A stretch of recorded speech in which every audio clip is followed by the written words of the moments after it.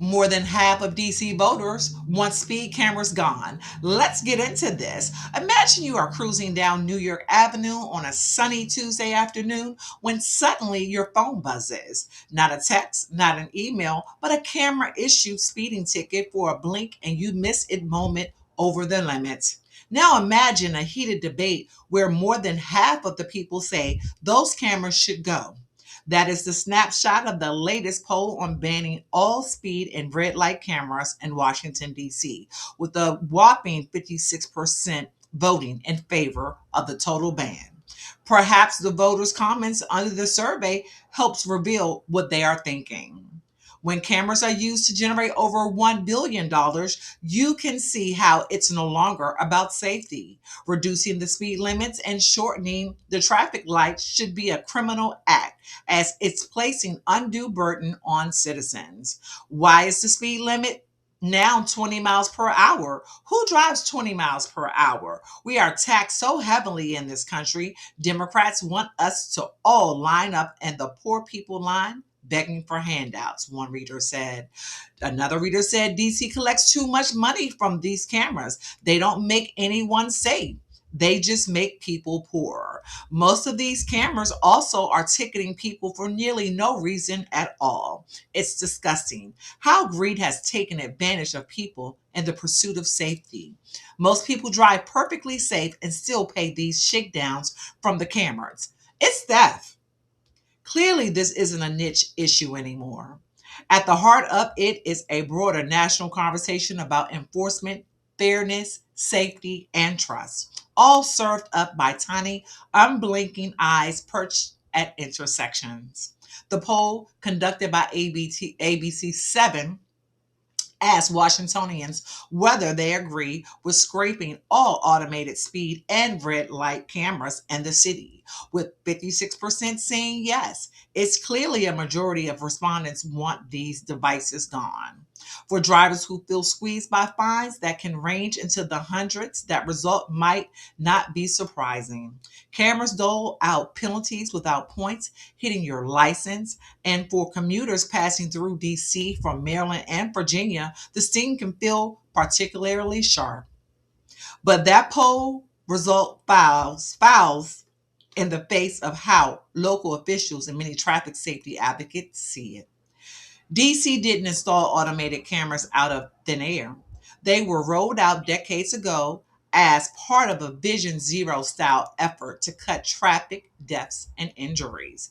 Over the years, the network expanded to hundreds of devices designed to catch speeders and red light runners. Supporters point to data from DC and other big cities where cameras are credited with reducing dangerous behaviors. These advocates argue that enforcement where traditional policing is thin can save lives and make streets more predictable for drivers, cyclists, and pedestrians. That's exactly the tension playing out now. Local leaders, including Mayor Muriel Bowser, has pushed back hard against a federal proposal from the U.S. Department of Transportation that could ban these cameras across the city. That's right, there is a real DOT proposal to ban automated traffic enforcement cameras, speed, red light, and stop sign cameras in Washington, D.C. You probably haven't heard because it's not yet formally published for public access. The only way to read about it is now through reporting by Politico and local DC news outlets, which obtained the draft. The plan was written by DOT and sent to the White House Office of Management and Budget for review as part of the upcoming Surface Transportation Bill. If the law passes, the district could lose millions of dollars in lost revenue from traffic fines. DC leaders and safety advocates strongly oppose it, calling it federal overreach, while supporters argue it will end what they say is predatory ticketing against drivers. Their argument the argument of respondents who voted against the ban would be pretty straightforward. Removing cameras would endanger people and gut a major safety toll that helped cut crash fatalities in recent years. They also flagged the revenue these systems generate. Last fiscal year, the figure millions, hundreds of millions, which local leaders say funds other city services. Critics counter that fine revenue shouldn't be a budget linchpin and that the burden often falls on commuters who don't live in DC or low income residents. So, yeah, I see both sides of this issue, but mainly I see the side where residents are being taken advantage of here in Washington, D.C., including me being one of them. Um, for a short period of time, I did some contract work where I was doing Uber Eats and things of that nature, mainly during COVID when things were, kind of slow. Um, and it was terrible the amount of tickets. It was like almost every day I was receiving a ticket in the mail. It didn't help the situation. Most people needed to supplement their income, but if every turn or every chance you get there's a ticket coming in the mail, how is that even possible? Secondly, I don't remember any of us signing up for commerce with our personal vehicles. So it's not just the people that are using it for commerce. There are people who are just everyday drivers who are going back and forth to work or going to the grocery store or going to their family members' houses or just commuting in the city. It's a criminal to charge us tickets for driving. This is absolutely insane. Then the third issue that I take with this is one point in time, I had about $6,000 worth of tickets because of these cameras. All right. And it looks like DC government sold these tickets to a third party debt collector. So I don't know. I know many of you do know, but some people probably don't know that when the debt is sold to a third party debt collector, um, they buy it for pennies on the dollar.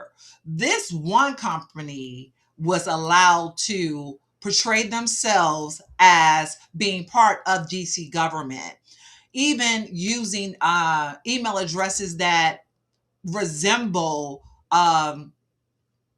DC government addresses. And I was able to fight them because I know a little bit more about law and consumer law than most people, but I do want everyone to know that when a debt is sold to a third party debt collector, that debt no longer belongs to that debtor.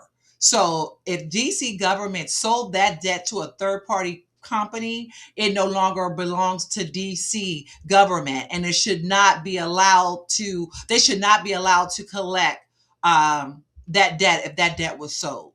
So I'm hearing from the general public that yes, okay, the debt was sold. I didn't pay it. My car got ticketed, it got towed, and I was told that I had to pay all of these tickets off. How are you being charged these tickets if it was sold to a third party debt collector? Uh, and again, I just want to emphasize that if the debt was sold to a third party debt collector, the original debtor no longer can collect on that debt. So I take issue with the amount of tickets that DC has, as a DC resident, has collected. It has become tyranny on the people here. A lot of people can't even afford to live right now because they have to make sure these tickets are paid because the new law that they have in place is if you owe tickets, if you have several different vehicles and you owe tickets on one vehicle and that vehicle gets towed, you have to pay all the tickets on all of your vehicles that are registered to your name. That's almost criminal at this point because most people are using their vehicles to either make money to go to work or they're using it for income or whatever it is that they're using it for. It's making it very difficult and it feels like debt slavery to people who live in the Washington area. I am all for this being negated and we us figuring out a different way to make sure that people do stay safe. That's very important. But I don't think this is about safety. This is about money and income for the city. And this is a predatory way to get it from the people. This is the Awareness District. Thank you for tuning in. Please like, share, subscribe. and tell a friend.